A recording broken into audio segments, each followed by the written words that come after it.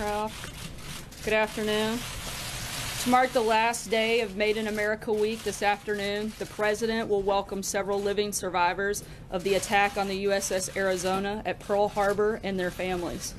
Other events this week have focused mainly on the products and goods bearing that highly esteemed Made in America label. But truly the most prized thing to have come out of our country have been the brave men and women who have risked their lives protecting the freedom of Americans and our allies around the globe. And just a few minutes ago at 2 o'clock, the President signed an executive order that will ensure the men and women of the greatest military in the world have the ships, aircraft, vehicles, and other supplies they will need to keep us safe in the years ahead. This order commissions the first ever whole government assessment of America's defense industrial base, marking the first time since President Eisenhower that an American president is investing personal attention into the health of the United States defense industrial base. President Trump is committed to maintaining the secure supply chains and robust workforce that will support our nation's heroes for decades to come. Next week, we'll be highlighting American heroes like the World War II veterans, the first responders who keep our communities safe every day, and the boys and girls who will grow up to be the next generation of American leaders. While I'm on the topic of the men and women who protect us, I also wanted to note that the President commended the House yesterday for voting to reauthorize the Department of Homeland Security for the first time. The Homeland Security Authorization Act also authorizes U.S. Immigration and Customs Enforcement for the first time. Secretary Kelly has already made tremendous progress in fulfilling the President's promise to end illegal immigration and fully enforce the laws of the United States. And this bill reflects the President's strong commitment to ensuring that progress continues. Also on the Hill, of course, Senate Republicans this week continued to work toward our shared goal of saving the American people from the disaster of Obamacare. Earlier this afternoon, Vice President Pence and Secretary of Health and Human Services, Dr. Tom Price, hosted representatives from several grassroots organizations calling on the Senate to take action on health care legislation. As the President has said, inaction is simply not an option. These groups want lawmakers to know that their members want them to follow through on their promise to the American people. Finally, I'd like to read a statement from the President on the resignation of Press Secretary Sean Spicer. I am grateful for Sean's work on behalf of my administration and the American people. I wish him continued success as he moves on to pursue new opportunities. Just look at his great television ratings. Sean will continue to serve the administration through August, and the President has also appointed Anthony Scaramucci as Communications Director, and I have a statement on Anthony's appointment as well. Anthony is a person I have great respect for, and he will be an important addition to this administration. He's been a great supporter and will now help implement key aspects of our agenda while leading the communications team. We have accomplished so much, and we are being given credit for so little. The good news is the people get it, even if the media doesn't. And I'd like to bring Anthony up to say a few words and take a few questions. As always, I'll be back after that to answer any follow-up questions. So. Thank you. Thank you very much. So I'm going to be very brief. I'm going to make my remarks informal, and then I'll take questions from everybody. First off, I'd like to announce formally that Sarah Huckabee Sanders is going to be the press. Oh, you can't hear me? I'm sorry. Better? Sarah Huckabee Sanders is going to be the press secretary. And so you can congratulate her after the session. You still can't hear me? No sound? Okay. Better? Better now? Better now? I'm going to start over. You guys heard me in the front, though, right? What did I say, John? Sarah's going to be the press secretary, right? Okay, so congratulations to you, Sarah. And so I want to make a couple of statements. The first thing I want to say is I want to thank personally Sean Spicer, not only on behalf of myself, the President, the administration, but Sean is a true American patriot. He's a military serviceman. He's got a great family. And he's done an amazing job. This is obviously a difficult situation to be in, and I applaud his efforts here, and I love the guy, and I wish him well, and I hope he goes on to make a tremendous amount of money. As it relates to me in this position, I'm going to spend a couple of weeks getting to know the people here, and I'm going to be as coordinated as I can with the people inside the West Wing. There's been some speculation in the press about me and Reince, so I just want to talk about that very quickly. Reince and I have been personal friends for 6 years.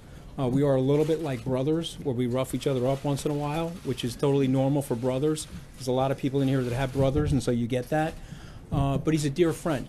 He brought me into the political system. He brought me into the Republican National Committee network. He introduced me to Governor Walker. We've spent many times together socially.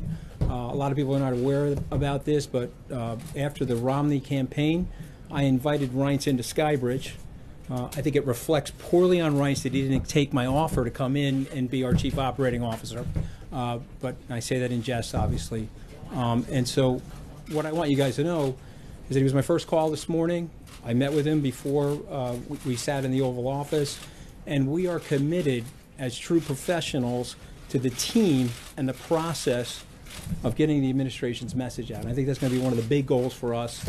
I said during the transition, I'll say it up here, I think there's been at times a disconnect between the way we see the president and how much we love the president and the way some of you perhaps see the president. And I certainly see the American people probably see the president the way I do. But we want to get that message out there. And to use a Wall Street expression, there might be an arbitrage spread between how well we are doing and how well some of you guys think we're doing, and we're going to work hard to close that spread. And so I'm done. I'll take the question. Yeah. No, I'm going to get to as many people as I can until she hooks me. Sure. Two questions for you. Number one, what we have seen from this administration so far is the president being his own messenger very frequently, and that has caused, as you know, some struggles for the communication staff. How do you expect to get this White House back on track? Well, I'm going to take a slight issue with the question because I actually think the White House is on track, and we're actually, I think, doing a really good job. Well, I actually do think from a messaging perspective, because we have a whole list of things, and I didn't want to come out here with our list of accomplishments and start a whole advertisement infomercial right now. I really just wanted to talk about personnel movement and how we're thinking about things. But I think we're doing an amazing job. The president himself is always going to be the president. I was in the Oval Office with him earlier today, and we were talking about letting him be himself, letting him express his full identity. I think he's got some of the best political instincts in the world, and perhaps in history. If you think about it, he started his political ascent two years and 2 months ago, and he's done a phenomenal job for the American people. And the people I grew up with, they so identify with the president, and they love him, and so we're going to get that message out. So my second question for you, I'm going to get to everybody. Don't worry. You can speak a little bit about how you plan to, obviously you're a business guy, you're a Wall Street guy, how you plan to handle any potential conflicts of interest, and walk us through how this offer was made to you, what the president said when you were here, what the conversations were like. Well, I don't think it's fair to the president for me to go into the exact conversation, because I want to keep those conversations between me and him private. But we talked a little bit about the White House. We talked a little bit about our personal relationship. And then when he extended the offer to me, I said I would do it because I want to serve the president. You know, one of the things, I have a lot of family members that served in the American military. Unfortunately, my generation, I'm born in 1964, I did not serve. I filled out the selective service. It's one of the regrets for my life. So this is an opportunity for me to serve the country. I love the president.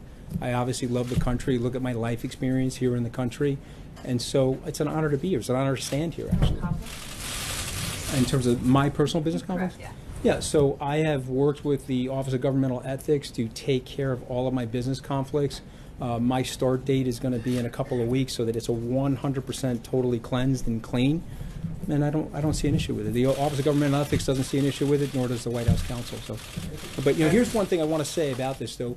When you're bringing American business people into the administration, and they've had some level of success in the society, they have to unencumber themselves. You know, it's just a very interesting thing, and it's somewhat ironic. You want to go serve the country, and so the first thing you have to do is take on this mega opportunity cost by getting rid of all your assets. And so, but I'm willing to do that because I love the country. John, I'm going to get to everybody. Anthony, you've been watching this White House from somewhat outside, and I'm sure you have your own perspective on what you've seen. Not quite as tan as you, though. Not that outside. What is the first thing you're going to change to try to right this ship and put it on a course? Again, I take issue with that. I think the ship is going in the right direction. I think we've got to just radio signal the direction very, very clearly. I like the team. Let me rephrase that. I love the team. And so I'm an incrementalist. Most entrepreneurs you will find are incrementalists. To say something overly bold or overly dramatic is unfair. What good entrepreneurs do is they start the day and they go through the process. The Navy SEALs would tell you that if you want to eat an elephant, you got to eat it one bite at a time, and Sarah and I are going to do that together. I'm going to get to everybody. Gareth, go ahead. Anthony, did you have any hesitation taking this job, knowing it might cause some friction, in that it might lead to Sean leaving, which is what's going to happen, and the two are at least somewhat coincidental?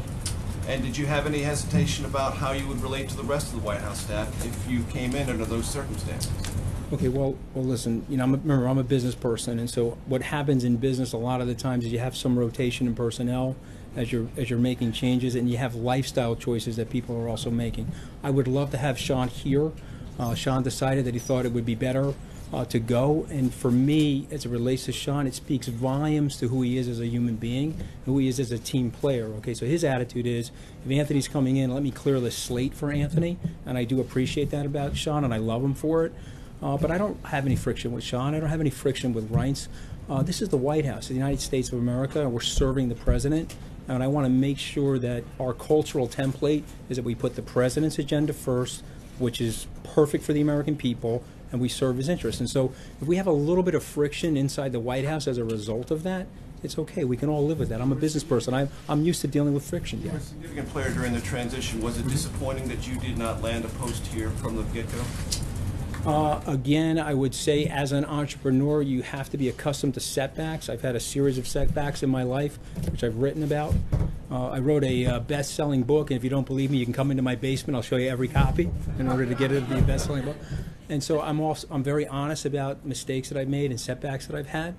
And so was I disappointed? Yes, I said that candidly, that I was disappointed.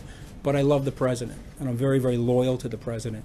And I love the mission that the president has. Okay, since the early days of the campaign, when I went to these rallies and I saw the love that the people had for the president, and again, I grew up in the middle class, and so there's a struggle out there. The president saw that before I did. I wish I could tell you I saw it before him, but he taught it to me. And I feel that struggle, and I have empathy for that struggle, and I want to be here to help make things better for the American people. So I'll take the hits. Yes, sir. Anthony, I'm going to try to get to everybody, I promise you. I'll try to get to everybody. Sean told the AP and others that the president needed a clean slate. How does that comport with a White House that's headed in the right direction? And secondly, how badly does the president need a win on health care in order to make progress? Okay, so here's the one problem with the way our society is working right now. We are micromanaging the seconds of the news cycle. I predicted the president will get a win in health care. That's my honest prediction, just because I've seen him in operation over the last 20 plus years. The president has really good karma, okay? And the world turns back to him. He's genuinely a wonderful human being, and I think as the members of Congress get to know him better and get comfortable with him, they're going to let him lead them to the right things for the American people. So I think we're going to get the health care done.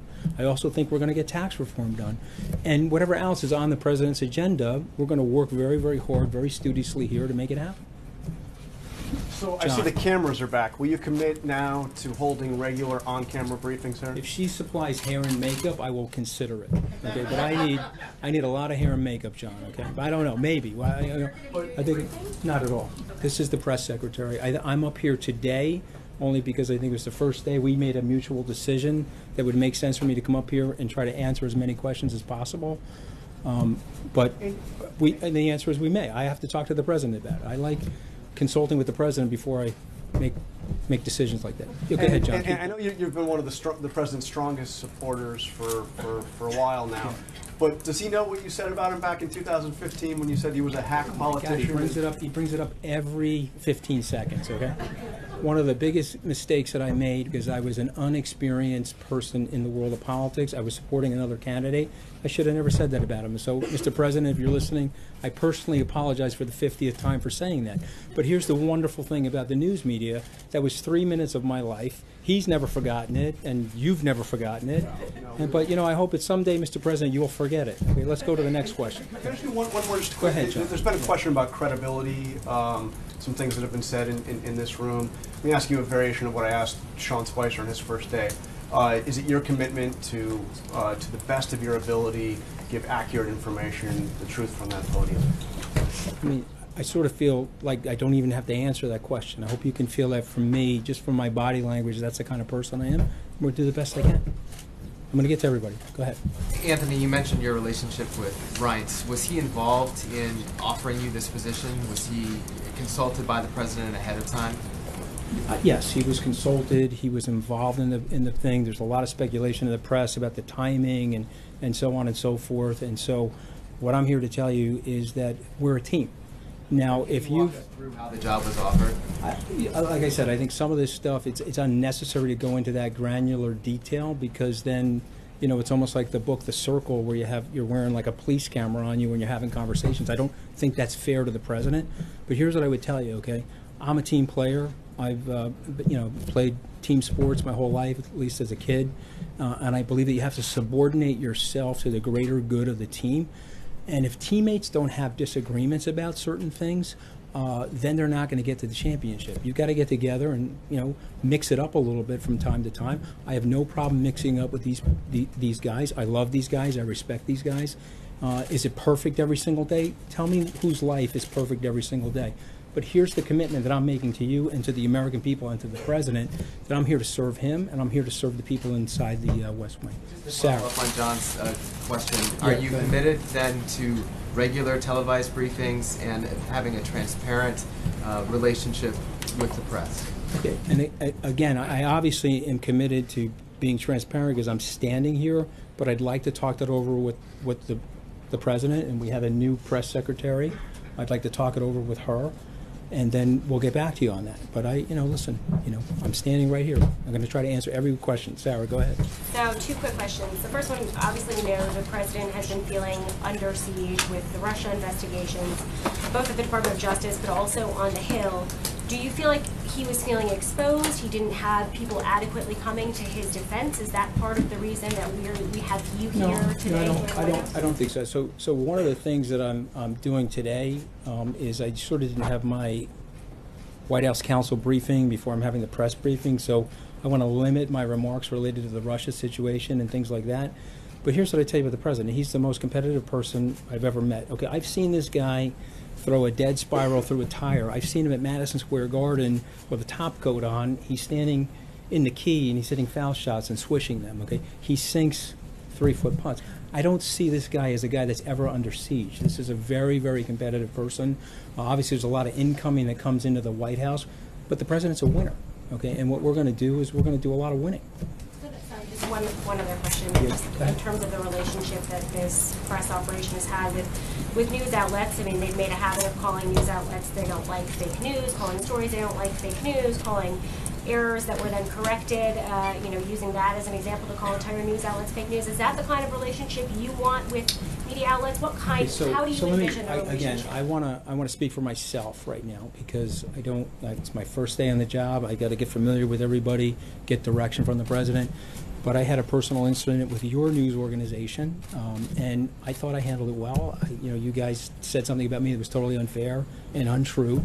You retracted it and issued me an apology, and I accepted the apology immediately. And so, for me, I've never been a journalist, but I have played a journalist on television. I used to host Wall Street Week for Fox Business, and so I have empathy for journalists in terms of sometimes they're going to get stories wrong, but I sort of don't like the fake news. And if you said to me that there's some media bias out there, if you want me to be as candid as I would like to be with you guys, there feels like there's a little bit of media bias. And so what we hope we can do is de-escalate that and turn that around, and let's let the message from the president get out there to the American people.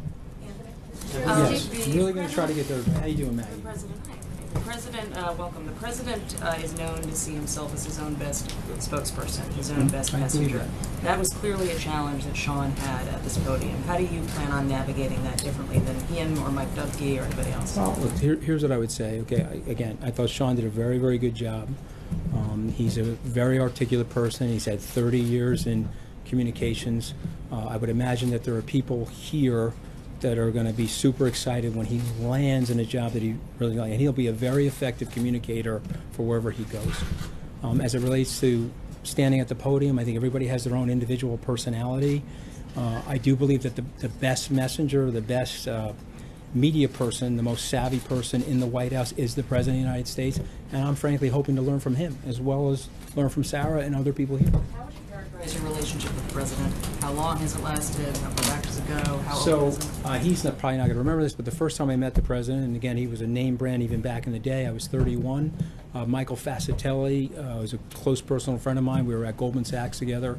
He introduced me to the president. I had met him a few more times. From that, Randy Levine, the president of the Yankees, introduced me to him a few times. And then I would say that we got closer during the Romney campaign, where we did a couple of fundraisers in his magnificent apartment. And so I think we're pretty, listen, I don't think I'd be standing here if I didn't have a good relationship with the president. I love the president. And I think a lot of you guys know in the media I've been very, very loyal to him, and I'm going to do the best I can with my heart and soul on this job and try to serve him the best way that I can. One last question. Do you plan on changes in the comm shop beyond this, or are there going to be other changes? No, I mean, there was some speculation. The things I can talk about specifically is Dan Scavino and Hope Hicks are staying. So I know there was some speculation about that. I just spoke to both of them. I love the two of them. I go back a long ways with them. I think they're two phenomenal people. As it relates to the other people in the comm shop, I've got to get to know them. Sean was incredibly gracious a few hours ago where we sat in his office and he spoke to them on my behalf. Reince was incredibly gracious. I spoke to them as well. I got to get to know the people. They got to get to know me. Hopefully they'll like me and they'll want to stay. And we'll see what happens. But we're gonna make it a very fun place to work. We'll try to get to everybody. Thank you very much. Are you going to more discussing about the national security issues at this podium? Yeah. Okay, that's a really good question, but I think it's inappropriate for me to answer that question right now.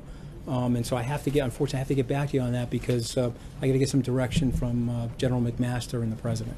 I'm going to go this way. Blake, I'm going to get to you. I promise. I'm going to do everything I can to get to every person in this room. Yes. Are you encourage President Trump to have a press conference with us in the near future? I'll talk to him. Absolutely. I mean, listen. I mean, the president's phenomenal with the press. Okay, and he's a great communicator. He won this election. I used to know the math a lot better when I was in the campaign and during the transition, but I think we spent 60% of the money, and we had 1/3 the personnel. We won the presidency because of Donald J. Trump. Okay, he is a unbelievable politician, and so he's going to at some point. We'll make sure that happens. I don't know what point that's going to be because I have to talk to him. Anthony. Blake, I'm going to get to. I'm going to do my very best to get to everybody. Let me just go in a way that's some order. I'm going to go here first. Anthony, you seem like a very savvy person, and you said that the White House is a difficult place.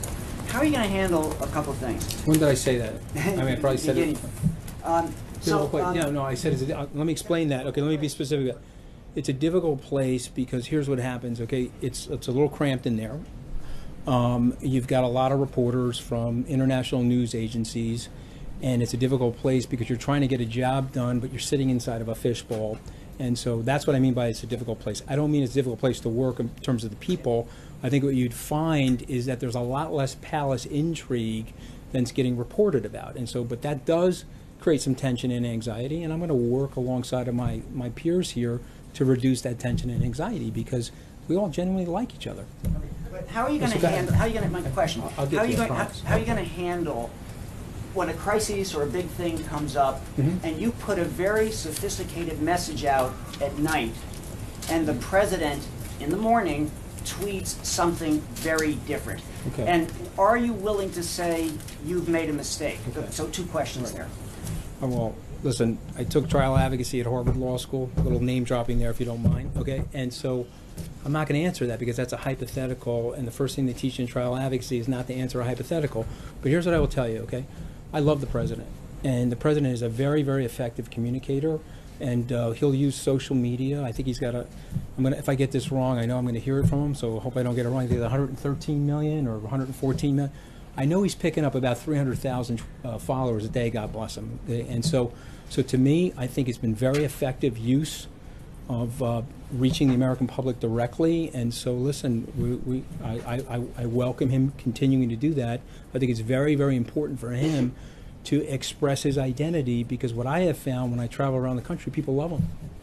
What do you try to get to everybody. What do you have to say when his message is different than what you put out the night before? Okay, so again, that's a hypothetical, so it's totally unfair of me to even answer that because how can I answer that? I don't know what the tweet is. I don't know what happened.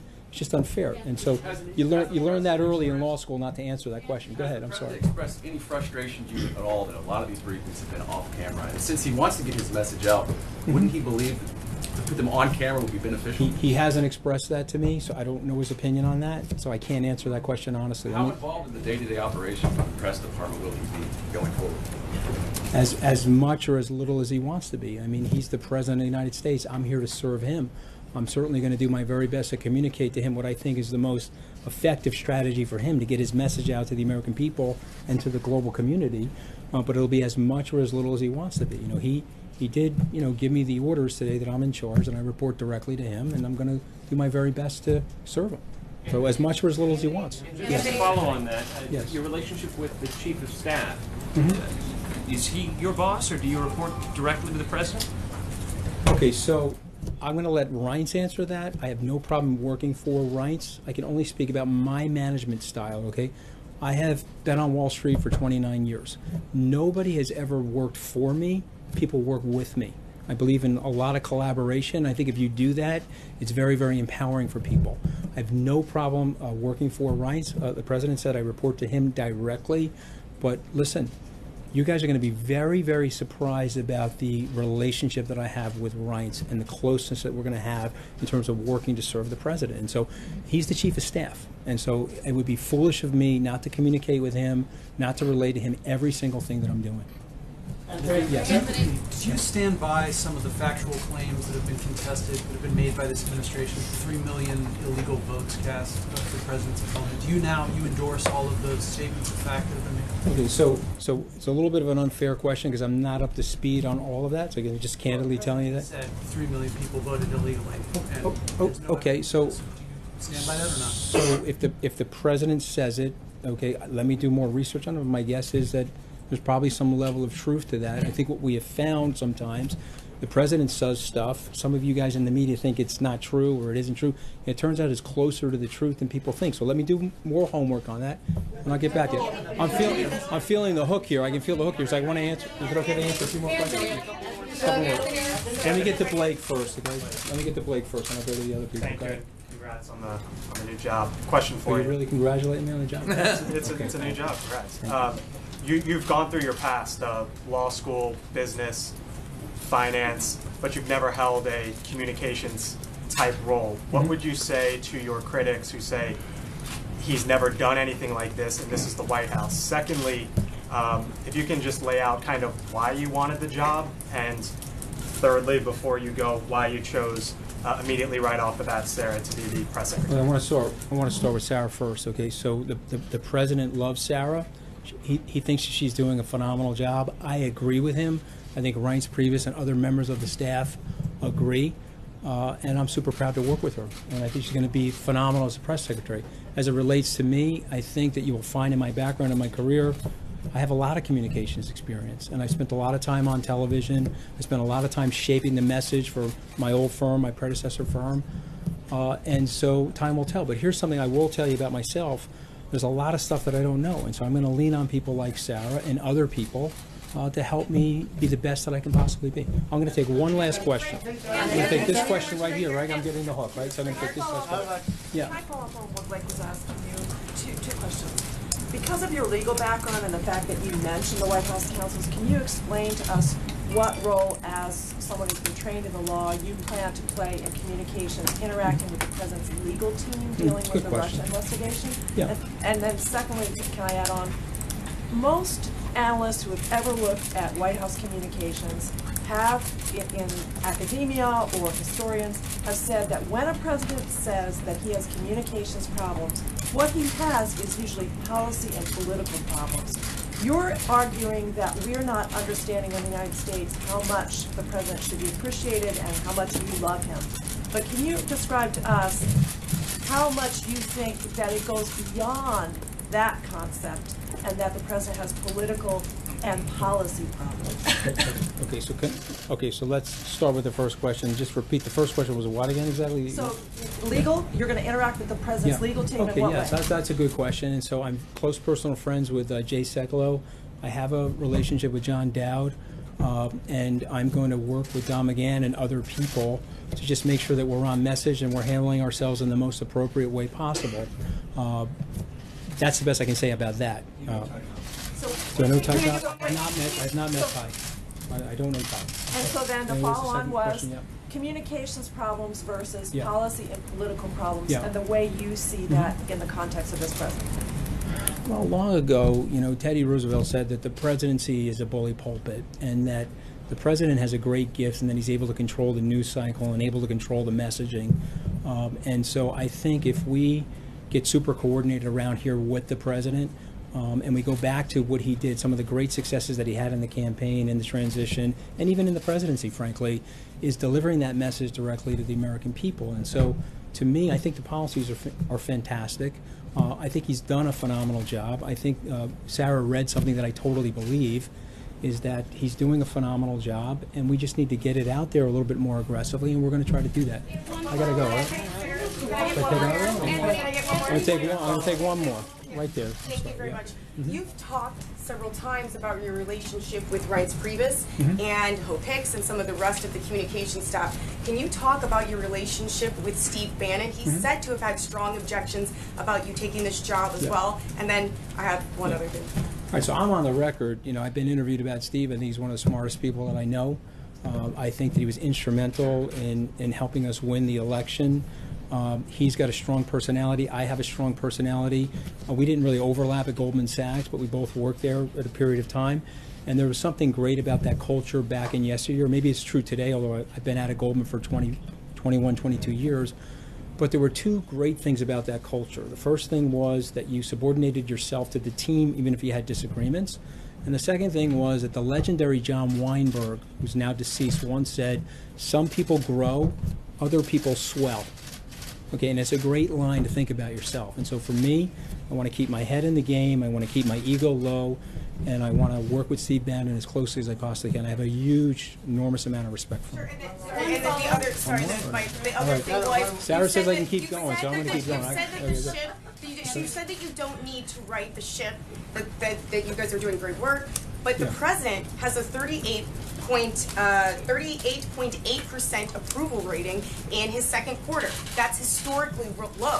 What are you going to do to change that, to better communicate with the American people? So that's actually a really good question. And so these polls are moving targets, and we all know from statistics, which I've taken plenty of statistics courses, that sometimes the polls could be wrong.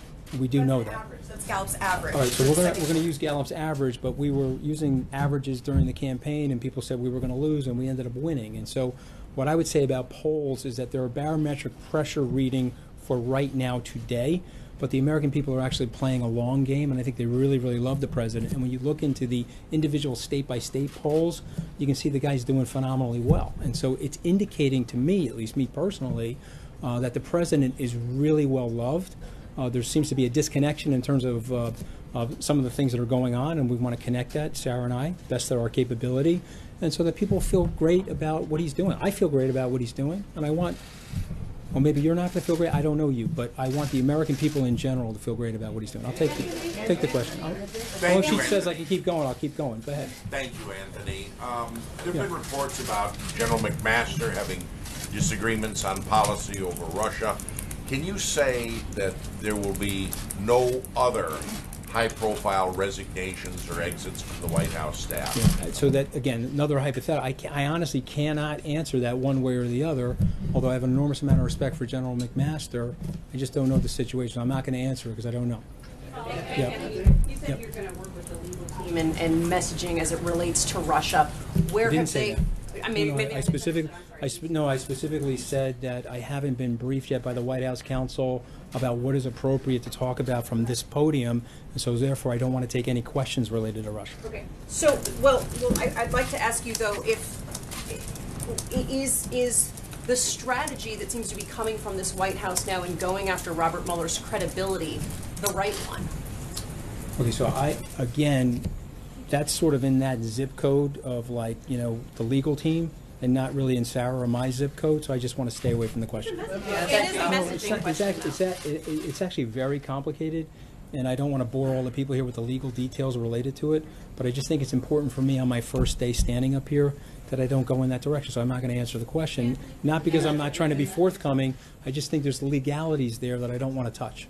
Thank you very much. My question is really. I'm going to take this question first, and then I'll take you. I promise. Thank you very much, sir. Yeah, these are the last two questions, and I'm going to go. Communication is the key, and President is a great communicator. Mm-hmm. How important is now relations between the President and the press? And you think how he's going to change, and how much he has a faith and trust in the White House press, and what is the future? Listen, I'm a super optimistic guy. You know, I'm too short to see the glass anything other than half full, right? So I'm a super optimistic guy, and I think that the president's going to have a phenomenal relationship with the press. We'll get there together. Take this last question, then I'm leaving. My question is in your zip code. Larry Speaks, who once stood up there, said, "Don't tell us how to stage the news. We won't tell you how to report the news." Do you think that that's an accurate reflection of what your all's job is? Say it again. Larry Speaks said, "Don't tell us how to stage the news. We won't tell you how to report the news." Do you think that's an accurate reflection of our relationship? I don't know. You know, we're in a different world. I mean, I have an enormous amount of respect for Press Secretary Speaks, but when he was standing at this podium, it was a very, very different world. Each one of us right now has a sound studio, a recording studio, a movie studio, a television studio right in the palm of our hands. And so we could stage things, and it's going to be read certain ways. It may not be read other ways.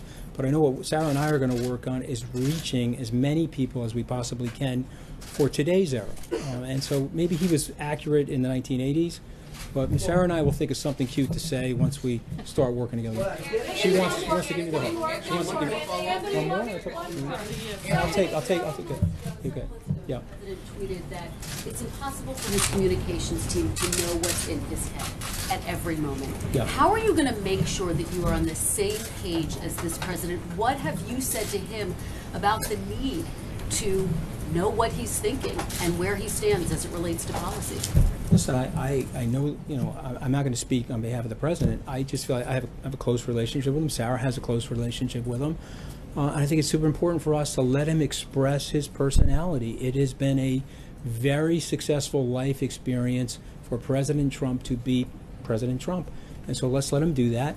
And let me just finish. And, you know, let's see where the chips fall. And then when something happens that you don't like or you like, you'll talk to me or Sarah and we'll address it. Do you plan to meet with him every day? Do you plan to meet with him every day? And do you have Oval Office privileges? Do I plan to meet with him every day? And do I have Oval Office privileges? Listen, I'm not one of these people that need to have unnecessary FaceTime with the president, okay? But I do have Oval Office privileges, if that's what you're talking about, and I do have the opportunity to meet with him because I'm going to be his comms director, and he told me that he's going to put me in charge of this, and so I want to make sure that I'm linked to him and syncopated with him in a way that he likes.